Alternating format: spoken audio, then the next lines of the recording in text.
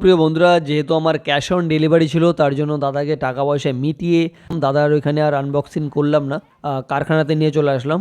ভালো আছে মা? বাহ, চান টান করেছো নাকি? না, চান করো নাই?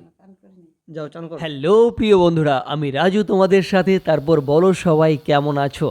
ভুলে টুলে গেছো না মনে রেখেছো এই বন্ধুটাকে? তো একটাই কথা বলবো বস, ভুলে যেও না এই বন্ধুটাকে, ঠিক আছে?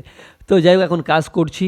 আর কি বলবো, এই কাজে কোনো ছুটি নেই, বিশ্বাস করো, রবিবার ছাড়া। তার জন্য বাইরে বেরোতেও পারি না, আর এখানেই সবসময় থাকতে হয়, বাইরের ভিডিও করতেই পারি না। আরে ভাই, এই সময় আবার কে খোঁজ নিচ্ছে আমার? দাঁড়াও প্রিয় বন্ধুরা, এক সেকেন্ড। হ্যালো। আপনি কি রাজু বলছেন? হ্যাঁ, আমি রাজু। আপনার এটা পার্সেল ছিল। পার্সেল? কি পার্সেল দাদা? ওই ফোনের কোনো একটা কিছু হবে। ও আচ্ছা আচ্ছা, আপনি কোথায় আছেন? এই তো আপনাদের কারখানার ঠিক সামনেই। আচ্ছা ঠিক আছে, আপনি ওয়েট করুন, আমি আসছি। প্রিয় বন্ধুরা, বিষয়টা কি, আমি একটা ফ্লিপকার্ট থেকে প্রোডাক্ট অর্ডার করেছিলাম, সেটাই এসছে আর কি। চলো গিয়ে নিয়ে আসি। তো প্রিয় বন্ধুরা, এসে দেখি দাদা আমার জন্য কিছুটা সময় ওয়েট করেছিল। দাদার মূল্যবান সময়টা নষ্ট করার জন্য আমি দুঃখিত। তো প্রিয় বন্ধুরা, যেহেতু আমার ক্যাশ অন ডেলিভারি ছিল তার জন্য দাদাকে টাকা পয়সা মিটিয়ে দাদার ওইখানে আর আনবক্সিং করলাম না, কারখানাতে নিয়ে চলে আসলাম। বাড়ি গিয়ে আনবক্সিং করব, সঙ্গে থেকো। তো ফাইনালি প্রিয় বন্ধুরা, এখন কারখানা থেকে সব আসলাম, ঠিক আছে? আরে প্রিয় বন্ধুরা দেখো, সবাই কাজ থেকে এসছি, আর মা আমার জন্য শরবত নিয়ে এসছে। ও মা, দিও। ভালো আছে মা? বাহ, চান টান করেছো নাকি? না, চান করো নাই? যাও চান করো। তো প্রিয় বন্ধুরা দেখো, মা এখন বেলের শরবত নিয়ে এসে আমার জন্য। অ্যাকচুয়ালি কি এটা, মানে আমি জানে যে আমি দুপুর 2টোর সময় কাজ থেকে আসি, তার একটু আগে করে রেখেছে, যে জানে আমি এসেই শুয়ে পড়বো, একটু ঘুমাই আর কি এসে, ঠিক আছে? দুপুরবেলা বুঝতেই পারছো, গরমের সময়। আর বেলের শরবত করেছে, কীভাবে দেখাই, দেখতে পাচ্ছ কি? আমাদেরই গাছের বেল। একটু খেয়ে নিই, তারপর কথা বলছি, ঠিক আছে?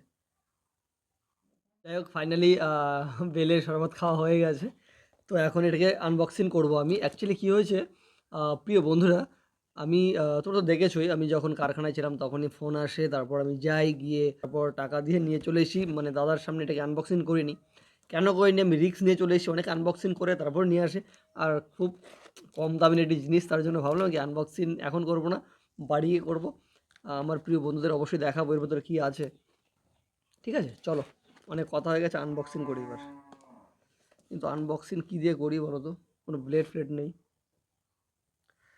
এই তো পেয়েছি, একটা কলম পেয়েছি। কথায় আছে ভাই, কলমের অনেক ক্ষমতা। চিরদিনই তুমি যে আমার, যুগে যুগে আমি তোমারই। বেরিয়ে গেছে, বেরিয়ে গেছে, আয় বেরিয়ে আয়, আয় বেরিয়ে আয়।